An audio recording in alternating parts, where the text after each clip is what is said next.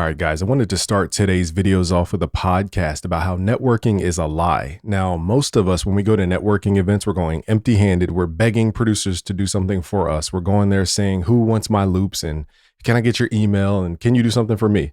And that's the number reason why networking in the definition you guys believe is a lie. And here's why. People who are powerful that get opportunities, they don't have to network. They become the bottleneck in somebody else's process. So for example, we've worked with $1 trillion company, Apple. We've worked with $4 billion brands, one being Razer Music, the second Avid, the third Sweetwater, and the fourth being Near Protocol and Web3. And then other multi-million-dollar companies underneath, Arteria, Isotope, you can name it, Native Instruments, on and on and on. Just Serato, a long list of folks, Akai, et cetera, et cetera. So in doing that, I didn't go out and chase these companies. These companies came to me for a reason. It's because we have a relationship with the consumer base that they're targeting. So if they're coming after music producers who are like myself, who want to make beats, who love plugins, who love sounds, who love the new thing, they want to find somebody who has trust with the community. Because when they deal with somebody who has trust, this is better than running ads. It's called cold traffic. And then there's something called warm traffic, which is people who are familiar with you, but they don't trust you like that. Then you have something called endorsed traffic, which is the highest form of traffic, meaning the person who sends somebody to your website believes in the person who sent them so much that they're willing to buy a solution from you, even though they don't know you. That's called endorsed traffic. That's the highest value traffic and influence on the internet and in life in general. So the reason I'm saying this is because I built a bottleneck to these companies. They have to go through a BusyWorks Beats, for example, or a Bolo, or you name the person. Ab McCree, et cetera, because we built trust with the audience, and building trust with the audience makes us resonate with the audience a little bit more, and they trust us as an authority. So we have to take that responsibility very seriously, because what we suggest to the folks, they believe that we're going to curate the best stuff for them. And I try to do that for you guys. So in doing so, basically what I'm saying is I didn't have to go out and chase. I didn't have to go to NAMM to chase an opportunity, a sponsorship. I didn't have to go shake hands and kiss babies to get, to try to sway somebody to like me for opportunities. Because if you don't have leverage, there is no networking. Or excuse me, networking comes down to what you guys deem networking is getting opportunities by being around other people. But what I'm trying to teach you guys is that when you have true leverage, people come to you because you're the bottleneck in their process. So for example, people come to a BusyWorks Beats because they're trying to target a consumer base. Okay. And we know this, we buy stuff as producers. So they're trying to target sorry, my camera's all wacky. Hold on. So going back, sorry, y'all, the camera's all glitchy because the Wi-Fi keeps going crazy. So regardless of this camera going glitchy, basically what I'm saying is if you don't have leverage, there's no need for somebody to come to you or through you. Think of it like, an hourglass shape, how it starts big, goes narrow, and goes big again.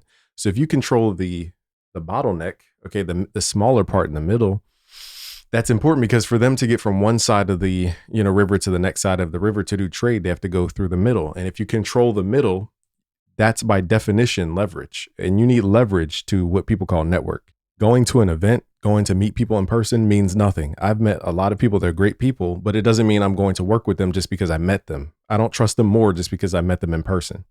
I don't find them more valuable just because I met them in person. Meeting people in person is just a guarantee that you're a real person, and that, I could put a name to a face type of thing. It doesn't mean I owe anybody anything. I don't owe them opportunity. I don't owe them, any kind of asset. I don't owe them a favor just by meeting somebody in person. So when you guys go to these events thinking that, okay, if I just show face, at this music event and shake hands with somebody who's 18 levels ahead of myself, that I'm magically going to get my foot in the door and just start working with this person. That's not how it goes, you guys. Think of it this way. If you go to a Yu-Gi-Oh! Duelist competition event, okay, with no cards and no strategic skills in Yu-Gi-Oh, for example. So you're basically just going in there with nothing.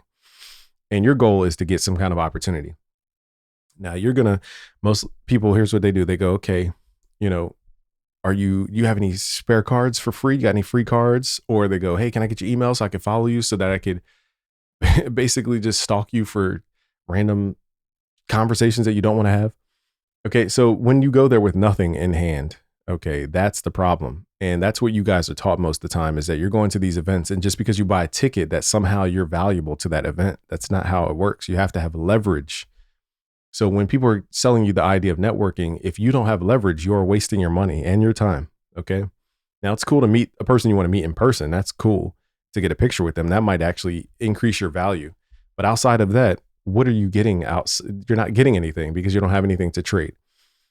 So here's the mindset you guys have to go to in these network events. You have to go to these places. If you have nothing to trade, meaning your skills aren't good, you have no distribution, you have no leverage, you have no products to develop or anything to trade, you need to go there and you need to ask the people you want to get in touch with, what are their 3 biggest problems that they have right now that you can potentially solve?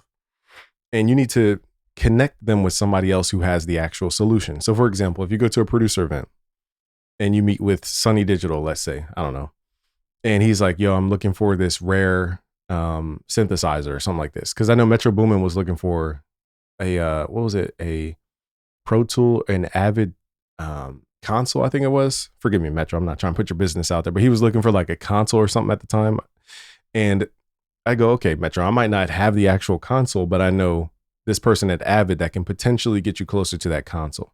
That would be of value to Metro Boomin because he's trying to solve the problem of getting closer to that console. Okay, so like I said, Sunny Digital may be looking for some rare synth. I don't know. Let's say he's looking for a Moog 1. Let's say I only have the Korg Kronos. I only have the Prophet 6 in the closet and some Moog stuff, but I don't have a Moog 1. But I go, okay, I know Jacob. Jacob, sound designs for Travis Scott style sounds and all types of stuff. And he has an actual Moog 1. So I go, even though he might not trade his Moog 1, he could at least get you closer to the sound sources because he's an actual sound designer who makes plugins. So he might have multi-samples already mapped out for you. But if you are trying to get a Moog 1, he also has a Moog 1. So I say, okay, here's a contact that's valuable to you, even though I don't have the Moog 1. That's how you have to go into these conversations and these networking events. You have to solve problems. You cannot go to these networking events with your hands out, hoping that somebody opens a door for you. That's not how this stuff works. If anything, people who are in the mindset to do that, they're looking for products or assets that they can put under their control. So if you don't have something that's in their wheelhouse of economy, whether that's a sound pack, analog lab bank pack, I don't know what these people sell. So I'm just throwing out random products. For example, if you came to BusyWorks Beats and you're like, okay, I already have a pre-made course for X, Y, and Z that you don't have on your website. That would be valuable to me because we could do a potential partnership where we could do split revenue. And you could just leverage our community because we're building out our content network team.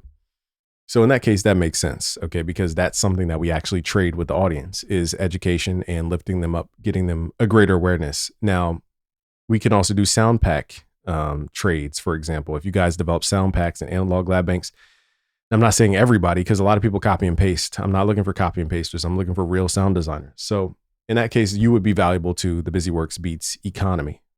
But if you try to give me random loops and random beats, that would not be valuable because what am I going to do with your beats? I'm not trying to pitch artists on beats. I'm not trying to go on studio sessions with the beats and place, records. So that doesn't work with my economy, for example. So you guys have to go into these networking events, understanding the problems that you're trying to solve. And everybody has completely different problems. When you're dealing with higher level folks, they don't have basic problems. They have very specific high level problems. And if you can't solve those problems, you are useless in that conversation. So putting a face to a name doesn't mean anything when you don't solve any problems. So networking truly is a waste of time for both you and the other party. And that's why a lot of people charge a lot of money for these events. It's because they know chances are you're not going to bring anything of value to the table. So the only thing of value you have is your money. So in that case, they're charging high prices because that's all you bring to the table. So when you guys go to these events, you have to understand leverage. Okay. Leverage is not something you can create. It's literally a power source. And when you have leverage, people come to you. It's very different. You don't have to go seeking things when you actually have true leverage. When you're the bottleneck of somebody else's process, they have to come to you to resolve the bottleneck. That's how you gain leverage. All right. So what I'm saying is Larry O doesn't have to network. Bolo doesn't have to network. Av McCree does not have to network. BusyWorks Beats does not have to network. Who else? Kyle Beats. I can name all the people. You name it. Okay. It's because they've built forms of leverage for themselves. People come to them. Okay. So that's what I'm trying to say here. All right. Subscribe if you're new. Let's make some more videos. This game for BusyWorksBeats.com. Peace out, guys.